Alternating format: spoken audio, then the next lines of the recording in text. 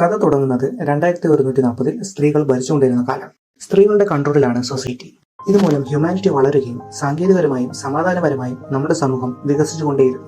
അവർ പൊതുവെ താമസിച്ചിരുന്നത് ഒരു AI കോളനിയിലാണ്. ഇതുകൊണ്ട് തന്നെ അവിടുത്തെ ജോലികൾ കുക്കിംഗ് മുതൽ ക്ലീനിങ് വരെ എല്ലാം ചെയ്തിരുന്ന റോബോട്ടുകൾ. മനുഷ്യരുടെ ആരോഗ്യം, അവരുടെ ആവശ്യമായ സേവനങ്ങൾ എല്ലാം AI തന്നെയാണ് നോക്കിയിരുന്നത്. ഇതുമൂലം മനുഷ്യരുടെ ആയുർദൈർഘ്യം കൂടുകയുണ്ടായി. കറൻസിക്ക് പകരം സോഷ്യൽ കോയിൻസ് ആണ് യൂസ് ചെയ്തിരുന്നത്. അതുകൊണ്ട് തന്നെ സോഷ്യൽ കോയിൻസ് നേടാൻ നിയമങ്ങളെല്ലാം അനുസരിക്കണം. ഇല്ലെങ്കിൽ നിയമം തെറ്റിച്ചതിന് പോയിന്റ്സ് നഷ്ടമാവുകയും ചെയ്യും. ഒരു ദിവസം റാഡ എന്ന ഹിസ്റ്ററി ടീച്ചർ തന്റെ കുട്ടികൾക്ക് ക്ലാസ് എടുക്കുകയാണ്. അതിൽ എങ്ങനെയാണ് പുരുഷന്മാർ ഈ ലോകത്തെ ഭരിച്ചതെന്നും 2030 ഒരു യുദ്ധത്തിൽ US-ലെയും നോർത്ത് കൊറിയയിലെയും കുറച്ച് സയന്റിസ്റ്റുമാർ ഒരു പ്രത്യേകതരം വൈറസ് ഉണ്ടാക്കി. ഈ വൈറസ് US മിലിറ്ററി ബേസിൽ ചെന്ന് സ്പ്രെഡ് ആവുകയും അവിടെയുള്ള പുരുഷന്മാരെയൊക്കെയും കൊല്ലുകയും ഉണ്ടായി. ഇതിനെ തുടർന്ന് വൈറസ് ലോകത്ത് മുഴുവനായി സ്പ്രെഡ് ആവുകയും 99% പുരുഷന്മാർ ലോകത്ത് മരിക്കുകയും ഉണ്ടായി. എന്നാൽ സ്ത്രീകൾ ലോകത്ത് എണ്ണത്തിൽ കരുത്തു പ്രാപിക്കുകയും പുരുഷന്മാർ മൂലമുണ്ടായ നാശനഷ്ടങ്ങൾ എല്ലാം നികത്തി ഈ ഭൂമി നല്ലൊരു ജീവവാസമുള്ള സ്ഥലമാക്കി മാറ്റി. സ്ത്രീകൾക്ക് ജനിക്കുന്ന ആൺകുഞ്ഞുങ്ങൾ വളരെ കുറവായിരുന്നു. എങ്കിലും ഉണ്ടാവുന്ന കുഞ്ഞുങ്ങളെ അവർ അവരുടെ അടുത്തു നിന്ന് മാറ്റി ചേരിയിലേക്ക് അയക്കുമായിരുന്നു. അവർ 30 വർഷക്കാലം മാത്രമേ ജീവിച്ചിരുന്നുള്ളൂ. എന്നാൽ ഈ ചേരി പ്രദേശങ്ങളാവട്ടെ, അവിടെ അവർക്ക് മതിയായ സൗകര്യങ്ങളില്ല. വളരെ പ്രാകൃത മനുഷ്യരെ പോലെയാണ് ജീവിച്ചിരുന്നത്.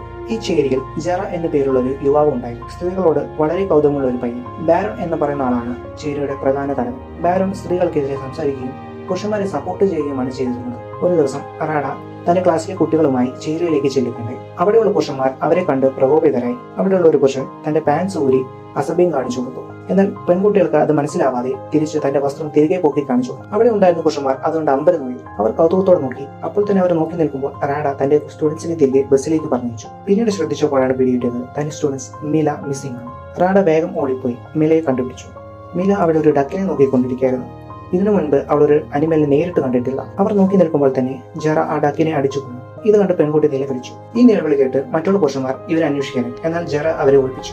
മറ്റുള്ളവരൊക്കെ പോയപ്പോൾ ജെറ റാഡയെ കിസ് ചെയ്തു. അപ്പോൾ ഒരു എമർജൻസി വിസിൽ മുഴങ്ങി. ഈ മുഴക്കം ജെറ തന്റെ കാതുകളിൽ വേദന ഉണ്ടാക്കി. ഈ ശബ്ദ കോലാഹലങ്ങൾക്കിടയിൽ കുറെ ആളുകൾ എത്തിപ്പെടുകയും ഈ പെൺകുട്ടികളെ പിടിച്ച് ബാരോണിന്റെ മുന്നിൽ എത്തുകയും ചെയ്തു. ബാരോൺ പറഞ്ഞു, ഈ പെൺകുട്ടികളെ വേണമെങ്കിൽ നമുക്കൊരു മത്സരത്തിലൂടെ സ്വന്തമാക്കാമെന്ന്. അങ്ങനെ മത്സരം ആരംഭിച്ചു. പരസ്പരം മുഖത്തിലേക്ക് ശക്തിയായി അടിക്കുകയായിരുന്നു മത്സരം ജെറയും മറ്റൊരാളും തമ്മിലായിരുന്നു. ജെറയ്ക്ക് എതിരാളിയേക്കാൾ ശക്തി കുറവായിരുന്നു.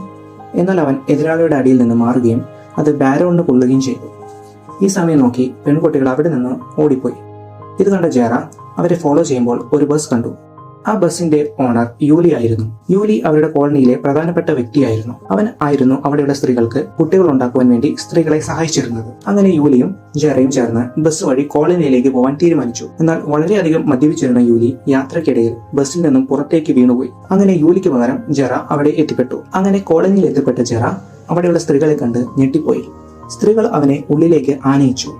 അവിടെയുള്ള വിചിത്രമായ ആചാരമാണ് ആപ്പിൾ കടിച്ച് സത്യം ചെയ്യുക എന്നത്. എന്തിനെന്നാൽ അവർക്ക് നല്ലൊരു കുട്ടികൾ ഉണ്ടാവാനും അവർക്ക് നല്ല ആരോഗ്യം വീണ്ടെടുക്കുവാനും വേണ്ടിയാണത്. അവിടെയുള്ള സ്ത്രീകൾ ജെറയെ പ്രത്യുൽപാദനത്തിനായി കൊണ്ടുപോയി. ഒരു പ്രത്യേക യന്ത്രം ഉപയോഗിച്ച് അവന്റെ ബീജം ശേഖരിച്ചു. ജെറയ്ക്ക് അവിടെ നല്ല സൗകര്യം, ആഹാരം, വസ്ത്രം എല്ലാം തന്നെ ഉണ്ടായിരുന്നു.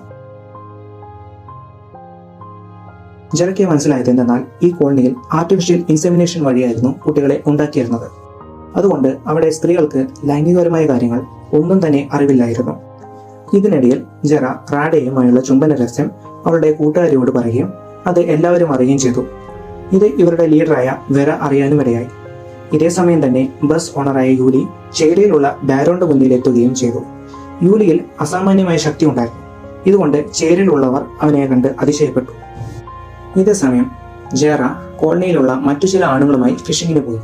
അവിടെ വെച്ച് ഈ കോളനിയെ കുറിച്ചുള്ള കാര്യങ്ങൾ മനസ്സിലാക്കുകയും അവരുമായി തമ്മിൽ നല്ല സൗഹൃദം ഉണ്ടാക്കുകയും ചെയ്തു. അവർ ഒരുമിച്ച് പാർട്ടി നടത്തുകയായിരുന്നു. അവിടെ വെച്ച് ജെറ റിയൽ സെക്സ് എന്താണെന്ന് അവർക്ക് പറഞ്ഞ് മനസ്സിലാക്കി കൊടുത്തു. ജെറ ഇത് പിന്നീട് റീപ്രൊഡക്ഷൻ ബേസിൽ ചെന്ന് ഇക്കാര്യങ്ങൾ മറ്റുള്ളവർക്കും കൂടി പറഞ്ഞു കൊടുത്തു. ഈ സമയത്ത് ജെറയും റാഡയും തമ്മിൽ പരസ്പരം ഇഷ്ടത്തിലായിരുന്നു. പക്ഷെ അവർക്ക് അത് എക്സ്പ്രസ് ചെയ്യാൻ കഴിഞ്ഞില്ല. കാരണം അവരുടെ കോളനിയിലെ നിയമങ്ങൾ ഇതിനെല്ലാം എതിരായിരുന്നു. ഇതിനിടയിൽ ആരും അറിയാത്തൊരു രഹസ്യം എന്തെന്നാൽ ചേരിയിലെ ബാരോണും കോളനിയിലെ വേറെയുമായി സീക്രട്ട് അഫെയർ ഉണ്ടായിരുന്നു. ഇവർ തമ്മിലുള്ള രഹസ്യങ്ങൾ കൈമാറ്റം ചെയ്തിട്ടുണ്ടായിരുന്നു. ജെറ കോളനിയിൽ നിന്നും രക്ഷപ്പെടാൻ ആഗ്രഹിച്ചിരുന്നു. എന്നാൽ അവിടെയുള്ള ഇൻവിസിബിൾ ബാരിയർ ഉള്ളതിനാൽ അവന് സാധിച്ചിരുന്നില്ല. എന്നാൽ ഒരു വാഹനം ഉപയോഗിച്ച് വേഗതയിൽ പോയാൽ അത് കടക്കുവാൻ സാധിക്കും. ഇത് മനസ്സിലാക്കി അവർ അവിടെ നിന്ന് രക്ഷപ്പെട്ടു. ഈ ബാരിയർ കടക്കുന്നതിനിടയിൽ അവരുടെ വസ്ത്രങ്ങളെല്ലാം ഇല്ലാതെയായി. അങ്ങനെ അവർ നഗ്നരായി. പിന്നീട് അവർ കാട്ടിലെത്തുകയും പുതിയ വസ്ത്രങ്ങൾ എടുക്കുകയും ചെയ്തു. വിശന്നപ്പോൾ വെജിറ്റേറിയൻ ആയിരുന്ന റാഡയ്ക്ക് ജേറ കാട്ടിലൊരു മൃഗത്തെ പിടിച്ചുകൊണ്ടുവന്ന് കൊടുത്തു. അത് കഴിക്കാൻ അവൾക്ക് മടിയായിരുന്നു. അപ്പോൾ തന്നെ ചേരിയിലുള്ള ആളുകൾ അവരെ കണ്ടുപിടിക്കുകയും അവരുടെ ചേരിയിലേക്ക് തടവിലാക്കി കൊണ്ടുപോവുകയും ചെയ്തു. റാഡയെ ലഭിക്കുന്നതിന് വേണ്ടി അവർ വീണ്ടും ഒരു മത്സരം നടത്തി. അത് യൂലിയും ജെറയും തമ്മിലായിരുന്നു. യൂലി അതിൽ ജയിക്കുകയും ചെയ്തു. രാത്രി യൂലി റാഡയെ വശീകരിക്കാൻ ശ്രമിച്ചു. എന്നാൽ റാഡ എതിർക്കുകയും യൂലിയുടെ മർമ്മത്തിൽ ചവിട്ടുകയും ചെയ്തു. യൂലി വേദന കൊണ്ട് പുളഞ്ഞു. അങ്ങനെ അവിടെ നിന്ന് ജെറയും റാഡയും ഓടി കാട്ടിലേക്ക് രക്ഷപ്പെട്ടു. കാട്ടിൽ വെച്ച് റാഡ ജെറയെ ഇഷ്ടപ്പെടുകയും അവൻ കൊടുത്ത മാംസഭക്ഷണം അവൾ കഴിക്കുകയും ചെയ്തു. അവിടെ വെച്ച് റാഡയ്ക്ക് മനസ്സിലായി ശരിയായ ലൈംഗികബന്ധം വേണം ആണും പെണ്ണും ചേരുവാൻ എന്ന്. എന്നാൽ റാഡയുടെ അമ്മ കൈയോടെ അവരെ പിടിച്ചു തിരികെ കോളനിയിലേക്ക് കൊണ്ടുപോയി. അവിടെ ചെന്ന് അവനെ ശിക്ഷ വിധിച്ചു. ജെറയെ ഒരു ചേറിൽ കെട്ടിയിട്ട് ഇഞ്ചക്ഷൻ കൊടുത്ത് മയക്കി.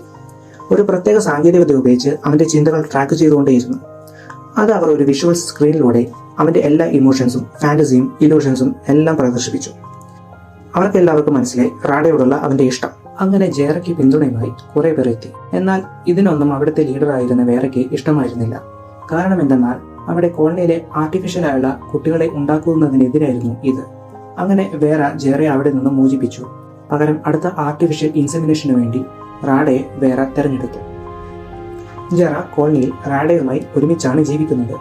കൂടെ റാഡയുടെ അമ്മ എലെനയും ഉണ്ട്. ജെറ റാഡയുമായുള്ള ജീവിതം സ്വപ്നം കാണുകയാണ്. പക്ഷെ അതൊന്നും അത്ര തന്നെ വർക്കാവുന്നില്ല.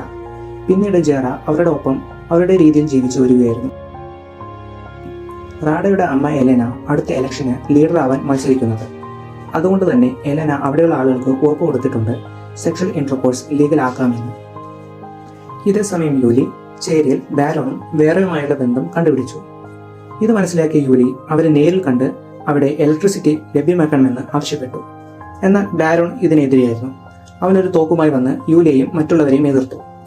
ജെറയുടെ ചില അച്ചടക്ക പെരുമാറ്റ ലംഘനങ്ങൾ മൂലം അവൻ അവന്റെ സോഷ്യൽ പോയിന്റ്സ് നഷ്ടപ്പെടുത്തി. പക്ഷേ ഇവനിതൊന്നും കൂട്ടാക്കാതെ റാഡയെ ഇംപ്രസ് ചെയ്യാൻ വേണ്ടി പലതും ചെയ്തു. എന്നാൽ റാഡയ്ക്ക് അത് ഇഷ്ടപ്പെട്ടില്ല. കോളനിയിലെ അടുത്ത നേതാവിനെ തിരഞ്ഞെടുക്കുന്ന മത്സരം നടന്നുകൊണ്ടിരിക്കുകയായിരുന്നു. ഇതിനിടയിൽ റാഡയും ഫ്രണ്ട്സും റിയൽ സെക്സ് ടേപ്പ് കാണുകയായിരുന്നു. അപ്പോൾ ജെറ റാഡയെ നിർബന്ധിച്ചു സാധാരണ രീതിയിൽ ഗർഭധാരണം നടത്താമെന്ന്. റാഡയ്ക്ക് അത് ഡിസ്ഗസ്റ്റിംഗ് ആയി തോന്നിപ്പോയി. പക്ഷേ ഒപ്പമുള്ള കൂട്ടുകാരി ജെറയെ നിർബന്ധിച്ച് ഇത് ചെയ്യാനായി ആവശ്യപ്പെട്ടു. പക്ഷെ ജെറയ്ക്ക് അത് ക്രിഞ്ചായതിനാൽ അവൻ അതിൽ നിന്നും പിന്മാറി. അടുത്തതായി ആർട്ടിഫിഷ്യൽ ഇൻസെമിനേഷൻ സെറമണി നടക്കുകയായിരുന്നു. ഇതിനെ റാഡയെ അവർ തിരഞ്ഞെടുത്തു. ഇതിനിടയിൽ ബാരോൺ കാറുമായി വന്ന് റാഡയെ തട്ടിക്കൊണ്ടുപോയി. എന്നിട്ട് ആ സ്ഥലമെല്ലാം നശിപ്പിച്ചു. ഇതിന്റെ എല്ലാം പിന്നിൽ വേറെയായിരുന്നു. വേറെ ഇതിനു വേണ്ടി ബാരോണിനെ കൊണ്ട് ചെയ്യിപ്പിക്കുകയാണിത്. പക്ഷേ ബാരോണിന് കൊടുക്കാമെന്ന് പറഞ്ഞ പ്രതിഫലം കൊടുക്കാതെ പറ്റിച്ചു. അപ്പോഴേക്കും അവിടെയുള്ള സേഫ്റ്റി ഗാർഡ്സ് വന്നു. റാഡ, വേറ, എലെന അവരെല്ലാം ഓടി രക്ഷപ്പെട്ടു. ഇതിനിടയിൽ ജെറയും റാഡയും കാറുമായി രക്ഷപ്പെടാൻ ശ്രമിക്കുകയായിരുന്നു. ബാരോൺ വന്ന് കാറിൽ നിന്ന് ജെറയെ പിടിച്ചു വലിച്ച് പുറത്തിറക്കി 2 എണ്ണം കൊടുത്തു. ബാരോണും റാഡയും എലെനയും കാറുമായി രക്ഷപ്പെടുവാൻ ശ്രമിക്കുമ്പോൾ തന്നെ സേഫ്റ്റി ഗാർഡ്സ് വന്ന് അവരെ പിടിച്ചുകൊണ്ടുപോയി.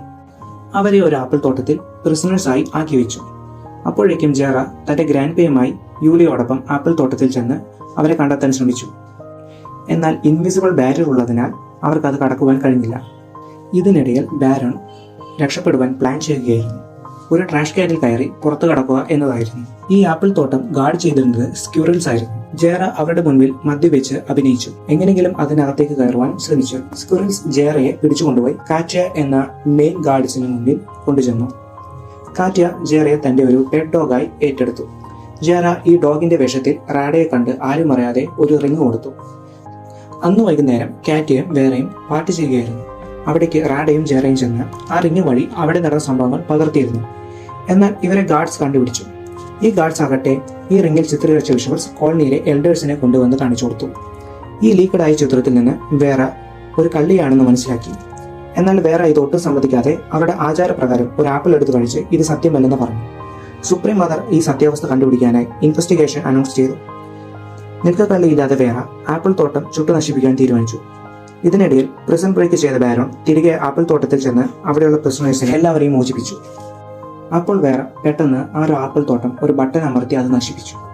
വേറെയുടെ പ്രവൃത്തിയിൽ സംശയം തോന്നിയ സുപ്രീം മദർ വേറെ അറസ്റ്റ് ചെയ്തു.